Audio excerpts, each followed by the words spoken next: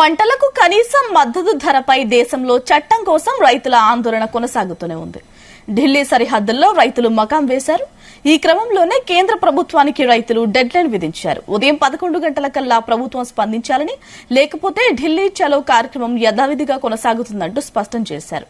ఈ క్రమంలో ఏం జరిగినా కేంద్రమే బాధ్యత వహించాల్సిందని తేల్చి చెప్పారు రైతులు.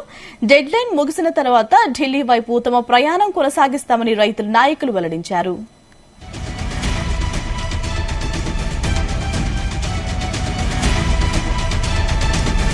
ఒకరోజు పార్లమెంట్ సమావేశం ఏర్పాటు చేసి కనీస మద్దతు ధరపై చట్టాన్ని ఆమోదించాలని డిమాండ్ చేస్తున్నారు.